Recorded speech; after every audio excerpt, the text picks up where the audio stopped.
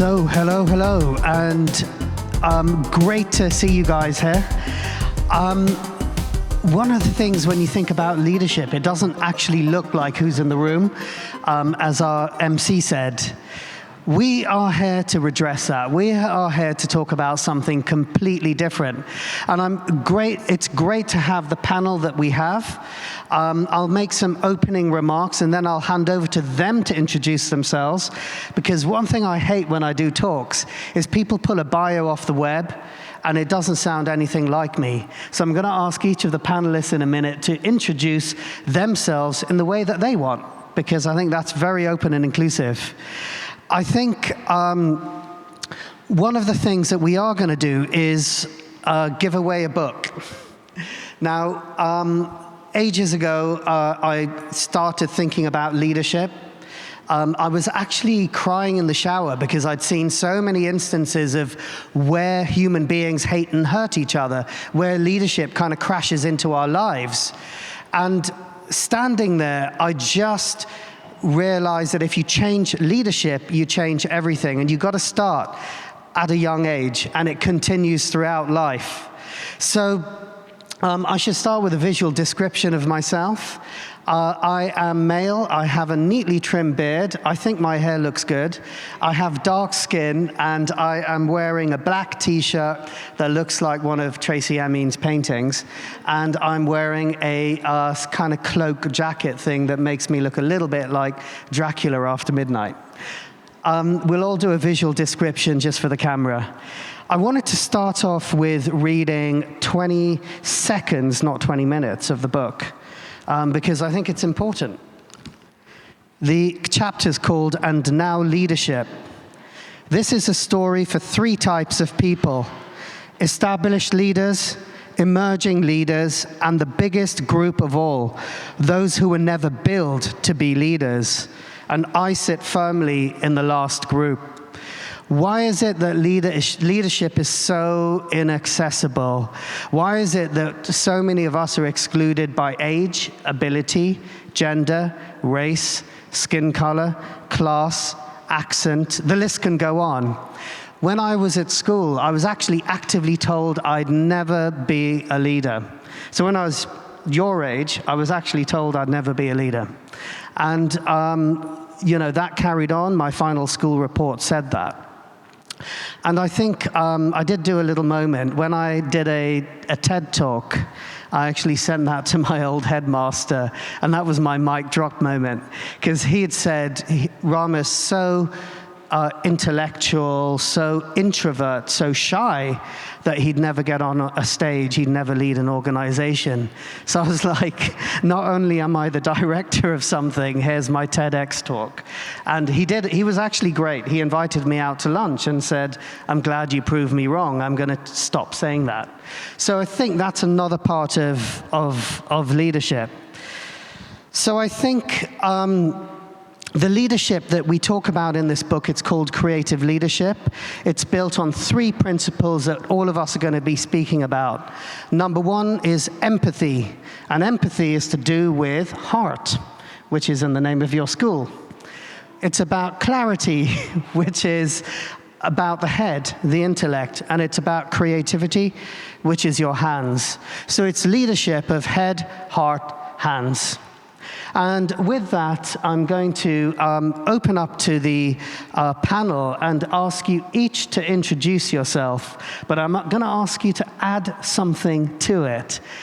I'm going to ask you straight off, what is your purpose here on this earth? What are you going to spend the minutes of your life doing to improve life for people? And because I never ask anyone to do anything I wouldn't do myself, I spent years wrestling with this. First of all, it was serving humanity. Then it was improving life. But I now believe my purpose on this planet is to bring the world into greater balance, whether it's using design or whether it's using leadership. So that's my purpose on this planet. If you like, that's my love letter to the world. Lau, over to you. Rama. Hi, everyone.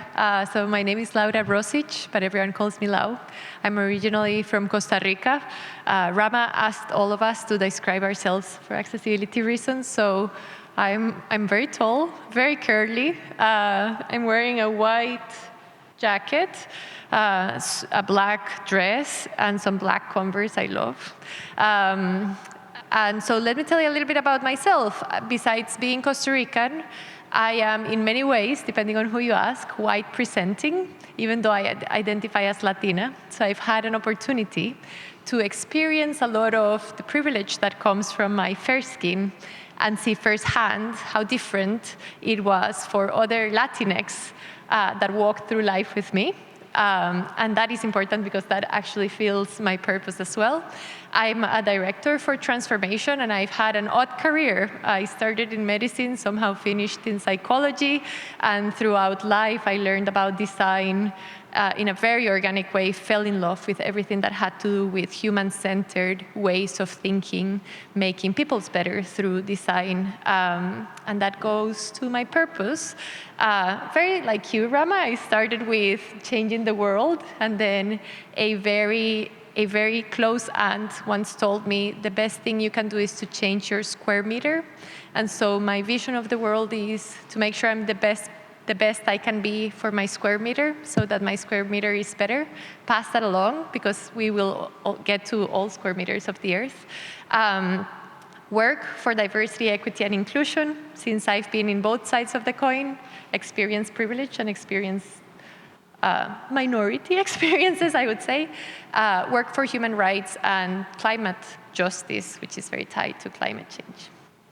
I love that square meter. I'm going to have to bring that into my lexicon. Amit. Perfect. Hello, everyone. So my name is Amit Patel. I was born and raised in Toronto, Canada, moved to London just under 20 years ago. I've been working in design and tech, in the design and tech field in various roles. I had no idea what I'd be doing, what I'm doing now. I had no idea this is where I was going to end up, but I absolutely love every single day of what I do. I'm the creative director of a company called Haus. And I think that, when I look at Experience House, we provide design education, but speaking about the purpose, it's all about personal transformation. It's all about, equipping young people, older people who just want to refresh or reinvent themselves with the skills that they need to succeed in today's creative world. So that's my personal kind of mission for what we try and do every day. And just to kind of step back and describe myself, I'm actually wearing this exact same t-shirt or shirt in my headshot. I have much more shirts than this.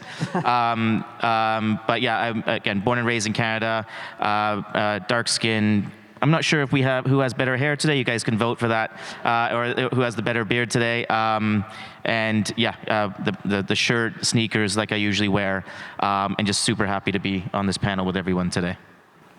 Thank you, V. Is this on? Okay, hi, I'm V. Dewey. I am a short, blonde-haired, blue-eyed woman wearing a light jean jacket, black as usual, with some clogs. I'm a designer by trade. I'm originally from the US, living in LA for about 15 years, but I always questioned what my career trajectory was, even though I had the ability to work at Mattel. Barbie premiere was last night in London, probably seen a lot of pink recently. And it was about 7 years ago, I had a sort of epiphany, and that has helped me direct myself in my purpose and my passion. I was asked by a friend, what was your epiphany as a child? And I'm like, she was like, is it design? I'm like, no. I wanted to go into archaeology and I wanted to be a history professor because I like cultures, connections, and community. That later on, even when I went to my first undergrad degree, it wasn't design, but still it had those three things. So, and then that's what led me to design. So that is sort of, when I bring it together, I realize it's my purpose, my question is actually, it could be spread to wider, but it's also for the creative community. What is the support? What would it look like? And it's always looking for that and weaving that into my practice. So it's, I think, being that person in the background that is like the conductor and not taking center stage, wanting to see things that others don't, helping elevate other people. And I think that's translated across in different touch points in my career. So little intro to us. We're all creatives. We're all designers. Love design, was never taught it at school. Had to kind of learn it from books and various things like that. One of the things, so there's sort of two questions that I want to start off with, and you can take your pick. One is, why is creativity left out of so much teaching? Because it then gets left out of leadership. In fact, we're going to start with that one, because that's a big one. So who wants to go first? If not, we'll just start with Lau. I think I can start. What a great question, because creativity can be many things, right? And I think the first one is understanding what creativity means. If you had asked my parents, they would have said it's knowing how to paint or draw, as we come from Tracy Emin's talk. And I think it comes with fear of it's not going to be profitable, it's not going to bring you anything, it's not monetizable. And so we tend to fear creativity, first because we think not everyone has it, and second because we are not able to see how important it is for every aspect of our lives. That's what I think. What do you guys think? Yeah, and I think there's a lot of unknown with it. We don't know, people who are advising what kind of career paths there are maybe aren't aware of where the opportunities lie, or just like Tracy spoke about this morning or earlier today. I think there's a lot of constraints that are placed too early on and then restrict creativity. And is creativity even something that we should be going to school for at that stage? Maybe that's just not, it needs to be, there's obviously some education around that. It seems to be that maybe there are defined career paths that we should be focusing on, and then creativity just doesn't get prioritized, and therefore those foundational skills aren't set at the early stage, and then don't translate into leadership in the future. V. I think I'd be piggybacking off of everybody else, but I think also too, because it's not measurable. It's not something that people can actually, creativity is everywhere. It's like, creativity is an ongoing path. There's no beginning or no end. So you really don't have that defined element that we're so used to seeing in our world. It's like ticking the box. It can tick the box, but doesn't tick the box. It goes around the box. So I think that's where people get concerned. And sometimes I've seen leaders talk about creativity. Like one executive said to me once, I'm going to bring human-centered design into my organization. So I raise my hand and referencing some points in other companies. He was just ticking the box because that's what was supposed to be said right now. Human-centered design was a shelf life. It was a buzzword. So I think there is that element too, why if creativity is not brought into education, is because it's just people don't really have the understanding beyond just, creativity. So just to dig into that a little bit, V, what will bring an understanding to education, like schools, university? Why is creativity not seen as a tool by government, say? I think it's also going off of what Lau said, and even Amit, but I think it's just the fact that it does not have that same structure that we're so used to. Our society likes to put people in molds, likes people in boxes. I don't want to go off on the economics or philosophical side of it, I'll keep it simple, but I think it's just because we are just sold mold-based, and creativity goes beyond that. And it creates, even though when you look at the creative industry, what we produce for the UK is massive, but I think it's just because it's the unknown. It's not what we're used to, not how we've been brought up in society. And looking at, I remember our good friend Patty Moore said, if we had design in the commons, in the capital, we would have less societal issues. But I think it's just that balance of the unknown. Sure. Mm-hmm. And want to address a really big kind of elephant in the room, which is around leadership, perceptions of leadership. Mm-hmm. So would like to hear a little bit from the audience, bit of audience participation. I don't know if you are reckoned on that from the ballroom, but what are the myths that we see about leadership? What does a leader look like? Like, what have you been told? And just to kick us off, I'll get the panel to think about this, but to kick us off, one thing that I was told, you've got to be tall, typically male, typically not my color, and wear a blue shirt. So I radically do not wear blue shirts. What are the other things you've heard about leadership? What does a leader look like to you? Go panel first, and then shout outs from the audience. Yeah, I'll just quickly start. I think, certainly in my career, up until the point where I was kind of really be able to kind of start working on Experience House full time, leadership always meant, people that, okay, it's just all about directing people, managing people, setting tasks, big tasks, small tasks, micro tasks. These are the people, these are the authorities that we have to listen to. There's no budging off of that. It's very set. It's very direct, and it kind of just feels very controlled. And I think again, where creativity comes in is to kind of break that mold and start to infuse that curiosity and that experimentation into leadership as well. But I think those myths very much exist. I've noticed them a lot of times in my career along the way, which is why I kind of wanted to break away from that and completely leave big corporate infrastructure projects and say, I'm going to go and work in startups where it creates leaders from the very beginning because you're leading a new execution or a new concept. So I think there's a lot of stuff that probably still exists that needs to be break down. This is why we're on this panel. And yeah, obviously creativity just needs to be infused from that from the very beginning. I want to add, I think everyone told me that to be a leader, you kind of had to be very tyrannical. So what you're talking about, the lack of curiosity, you had to be right, you had to tell people how things were, you had to have a strong voice, a strong presence, you had to be the loudest in the room. And we can definitely think of a type of person that could play those roles, but essentially most of us in this panel wouldn't be able to see ourselves in that situation. I know that my first 2 years as a leader, I actually failed for trying to emulate those principles, for trying to be strong and heartless and tell people and move them around like they were puppets, right? And that's the kind of leader I was brought to believe was successful, right? One of the most unfavorite things I was ever told about leadership was at school.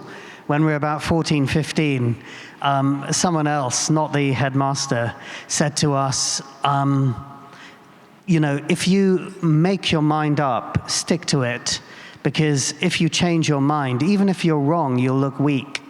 And that is just one of the worst things I heard. Tim Brown, who leads one of the most innovative consultancies on the planet, said, as a leader, you are making choices as new information comes in. You're managing perspectives. You're changing your own. So you're not weather vaning, but you are listening to other people. V, we'll hear from you, and then what are the myths you've heard of what a leader looks like or how they act? And then we'll come to you guys. Well, I'll just go right to some of my definitions that I use all the time. White heterosexual cis male from a consultancy in North America. And that's what it really stems from. When you see anybody, it's like last week I saw Simon Sinek in discussion. I'm like, okay, but then you look at other people, it's like you constantly see the same mold. And they're all from North America too, which I find is very discouraging. And typically are those the people that write books? Exactly. Yes. So from the audience, just a shout out, just say your name and what myths have you guys heard? And there's no wrong or right here. Everyone had their morning coffee? So if you could just stand up so our friend with the mic, or raise your hand so she can come and give you the mic. Just somebody who's very unemotional, cold, and also unfeminine, Yeah. Feel like people aren't, leadership historically, people don't express their femininity. So, yeah. Yeah, unemotional, lack of femininity. We had someone here in the green top, and then someone here with the black and white jacket. I would say leaders have all the answers. That's kind of like a myth. I don't think leaders are not leaders without their team, in my opinion. So yeah, I would say that. It's a huge pressure to have all the answers, and no one does. So we've got to get rid of that one. Thank you. Person next to you. Hey. Yeah, I mean, it's kind of, I guess, an irony, really, but I would say that some of the myths of leadership are that they're somehow separate to everybody else. And rather than part of the team, they're this kind of satellite sort of spirit or whatever the presence that is there that isn't necessarily actually like leading strangely. Yeah, so true. One of the early leadership lessons I realized is, when people say there's a brick wall, what actually holds it together is cement. It's not a brick wall, it's a brick and cement wall. So when I was 19, someone asked me what my style was, not for leadership, but for being a team player, which is a part of leadership. And I said, I'm the cement, everyone else can be the bricks. I'll try and bring people together. Did we have one more? Yes. It's the middle rows that are very awake. Tracy from a company called APR. It's not really a myth I want to share, but I want to share like a lived experience that I was talking about in this room yesterday. And I come from a working class background and started in advertising agency world 30 years ago now.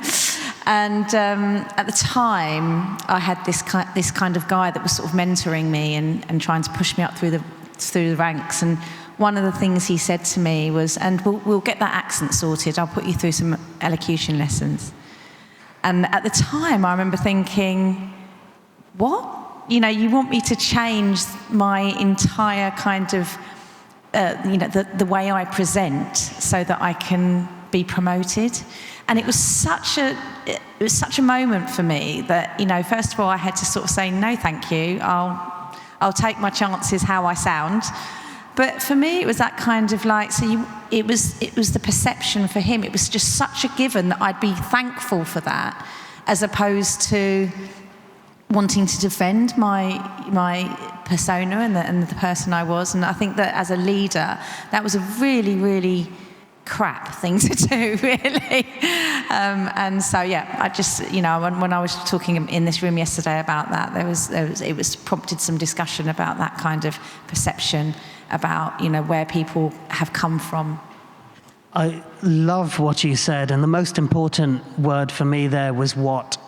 When you have that what moment, I think that's the moment for us to sort of stand up, represent, question, and have that gentle power of dissatisfaction.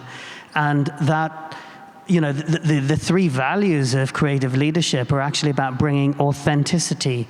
Creativity, clarity, and empathy bring a level of authenticity, purpose, and passion to yourself.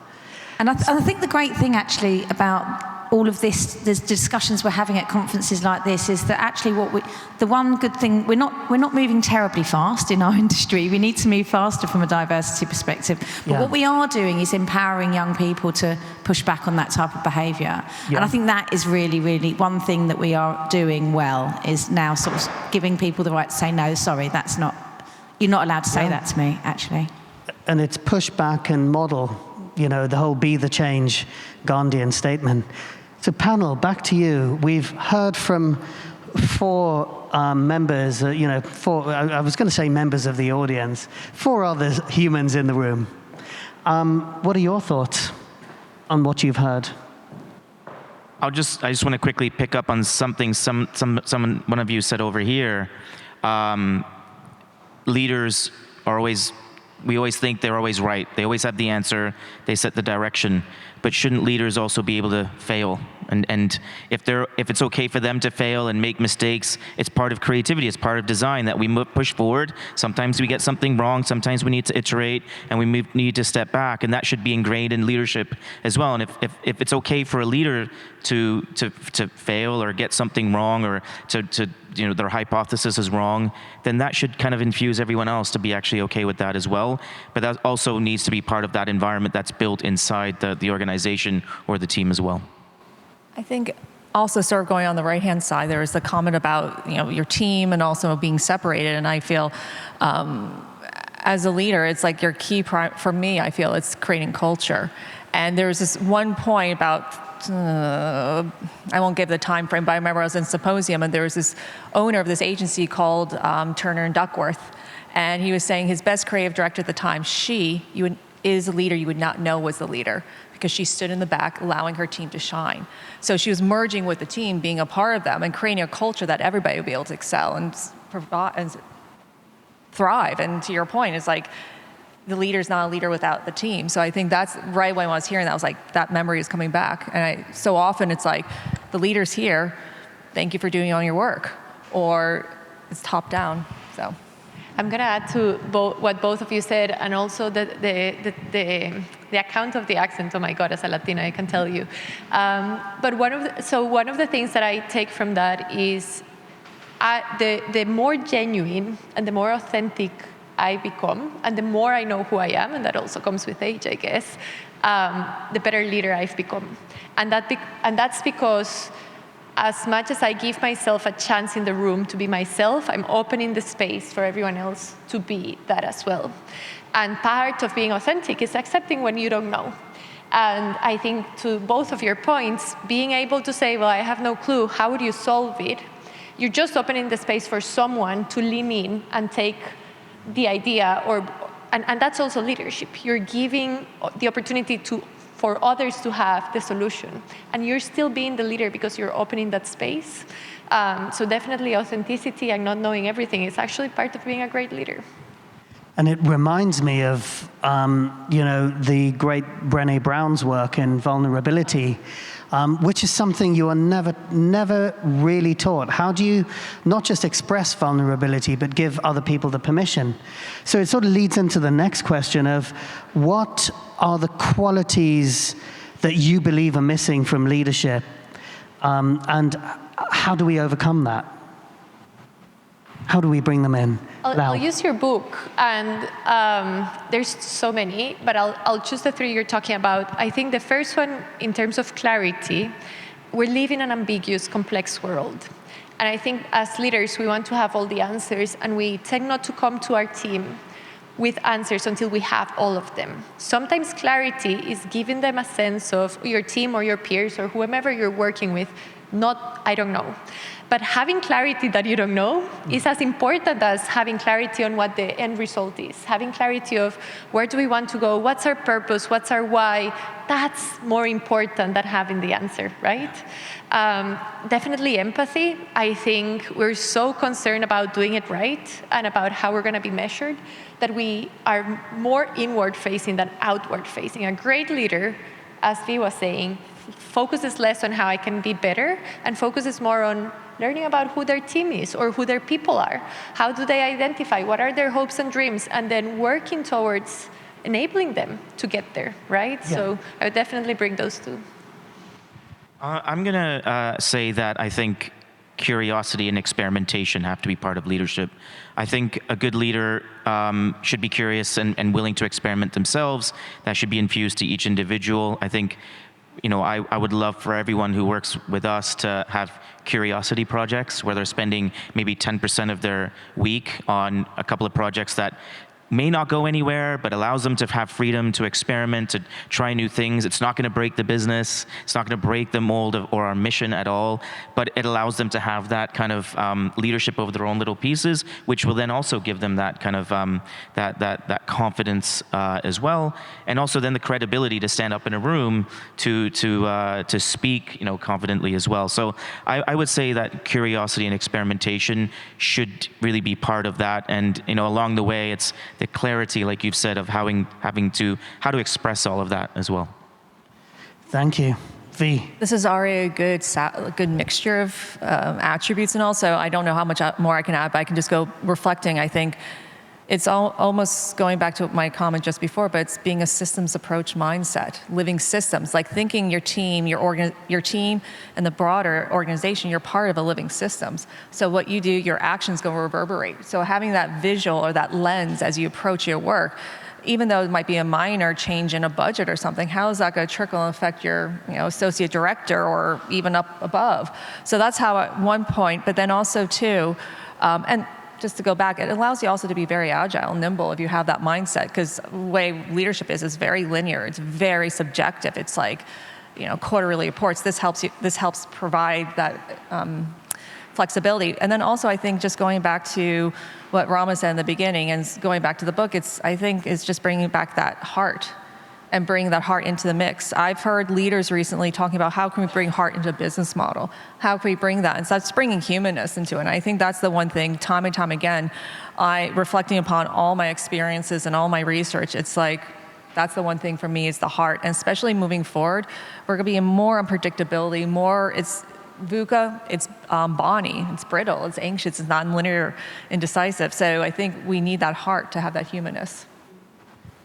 So I love those answers because the words "I don't know" are actually really powerful, and you can follow them with "but I'll find out," or "we'll find out together." And I think the book is full of some little tips and tricks, and I want to come to one of them in a moment. But the other thing you said, Amit, is if you have a failure to fail, that's a barrier to success, because in design, in creativity, we're used to failure. We're actually really solidly able to fail, and to fail well, and learn from it. So fail well, fail often, fail earlier to succeed sooner. And I think, V, just that important thing about heart leads me on to the next question, which is about personal practice. So I think, Lau, you had alluded to the fact that, leadership is internal but also external. Have a look at what's going on within. Lead yourself, then you can lead others. So one of the things in the book talks about injecting a little joy into your everyday, because the internal monologue that we have, a lot of it can be negative. And one thing I personally do is, if I say something negative about myself, and I already said about 15 this morning, because I was looking for my sunglasses and they were on my head, and I was like, Rama, you idiot, is to say 3 positive things. And in the book it's framed as inject a little joy into your everyday. So what are your sort of leadership practices or personal practices, not getting too personal, but your personal practices that may bring you joy into your human framework, into your leadership attitude? And shall we start with Amit and then go to Lau and then to V? Mixing up the order. Sure. I think one of the things that I have enjoyed the most and that has brought me the most joy as being a leader, but again, I think what you've said is we're trying to mix in. We're trying to, it's a team effort. We're co-creating all the time. Changing the environment. We don't have to be in the office. We don't have to be in the studio. Even coming to this, to this fantastic place. This isn't normally where we associate a conference with, but it's inspiring. It kind of gets, we've already spoken about next year bringing our entire team here because it just switches up your thinking and you're inspired by the environment that you're in. It just gives a different level of context as well. So, randomly just saying we're going to go and have a team meeting in a public garden, or we're going to go, we actually did a trip abroad for 5 days. Luckily we were able to do for 2 days rather, and it just completely switched the venue. We're doing work on a plane, we're doing road mapping on a boat and things like that. It's just, and there's a lot of joy because at the end of the day you can then enjoy each other. You're getting to know each individual as well. There's lots of time to bring that element of team building as well as just completely inspiring you by being in a totally different environment. So I get a lot of joy from that. Yeah. And so interesting. Change context, you change the structure. Another couple little tips. If you want to be more creative, go and smell an orange because citrus will stimulate, or go in a park and stare at some trees in the middle distance. Green will calm you down. That one's a great one. That's one of the ones I was going to add. Walking in the parks and green scenery. Well, the first thing I'll say, and this will depend on who you know, is you don't have to work 8 hours to be an effective leader. You have to be rested, and you have to be in the right mental state to be a creative, positive leader. So I take a lot of breaks.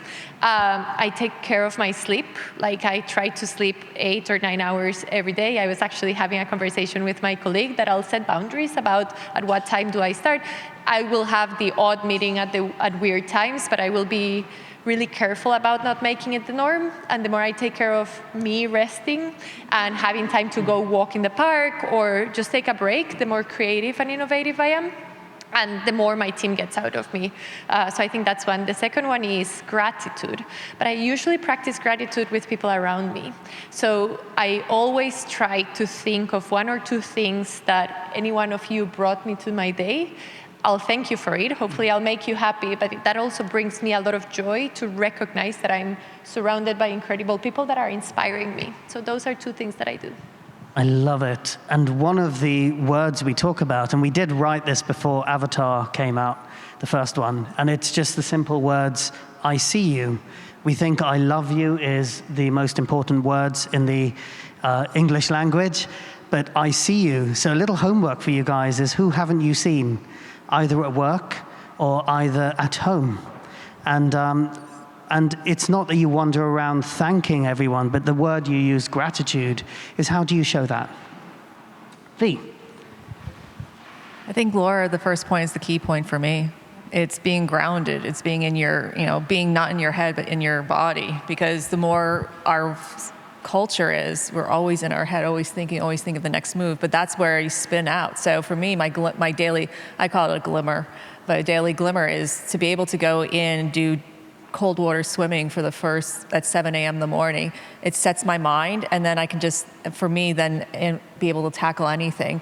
I think for me, it's the internal before I could be external. And because if I'm not, it's almost like if I'm not empathetic to myself, how can I be empathetic to my colleagues? Yeah, see it in yourself, see it in the mirror, you'll see it out the window. So we have a couple of minutes left.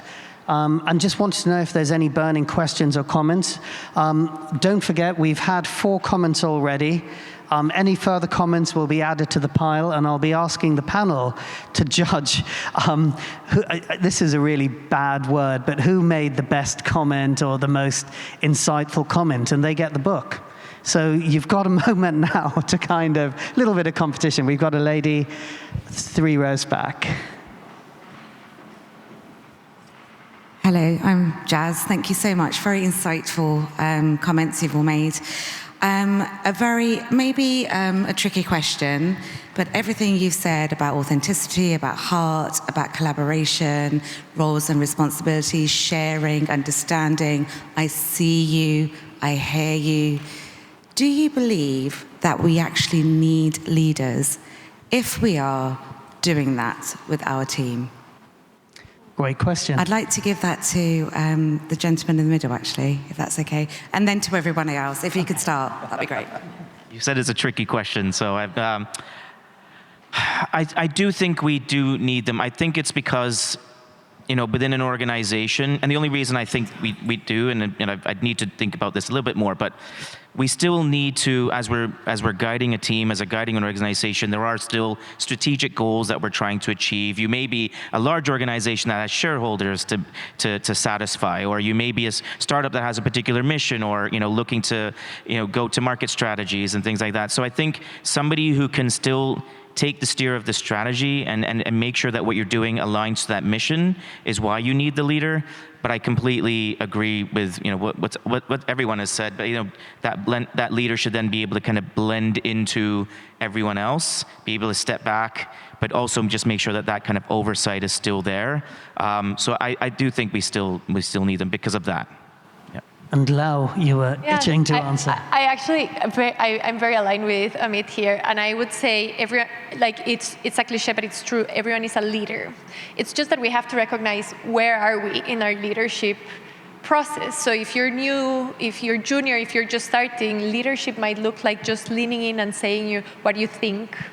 Versus if you're more senior, leaning in and being a leader means protecting your team, making sure that you're achieving your goals, aligning with senior. So the leadership is for everyone, but then we also need to recognize what everyone brings in terms of leadership and the responsibilities, right? Perfect. We have one question just at the back, and this may need to be the last question. Hi, everybody. My question is, do you have any unique takes on how you identify new leaders in your organizations or in your teams? So identifying leaders in your organization and team, any tips? Is that right?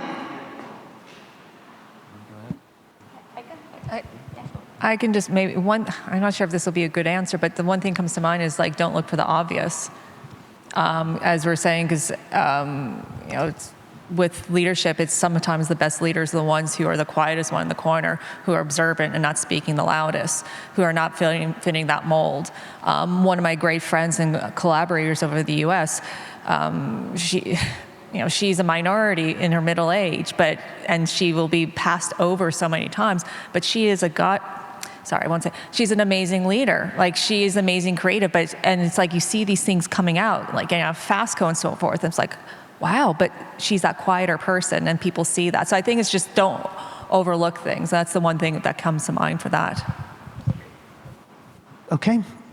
So I'm going to ask my fellow panelists to just confer. We've heard from 6 people in the audience. If you want to have a quick conference as to who gets the book. And I'll just add my 2 thoughts to those 2 questions.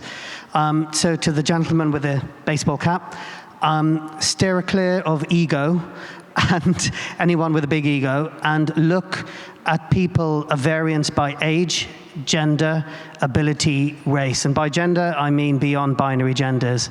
And I think to your question about do you need a leader, the way I think about it is you can have the most beautifully organized complementary kale salad. And I'm just saying that because I had one last night. But you still need a bowl. So sometimes you as a leader are just a bowl or a fork, or so, or a fork. There's a lot of conferring going on over there. It's hotly debated, it seems. All good. We're good. All of them were amazing, by the way. These are some of the best questions we've heard. We are going to go with the person that talked about how leadership sometimes feel like you're separate from your team, and that had us talking about systems. And am I picking right? Yeah. Who was that? There you go. Fantastic. Do you want to come on stage and we'll give you your book?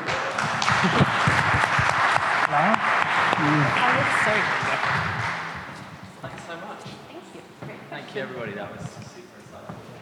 You created the talk evidence here. Thank you. Appreciate it. So thank you all for your attention. Thank you to the panelists in reverse order now, V, Amit, and Lau. Reverse order, not in seniority or anything, just in the way that they introduced each other. And as you step forward, would really love to hear from you as to how empathy, clarity, and creativity may land in your life. So with joy, faith, and grace, and lots of love.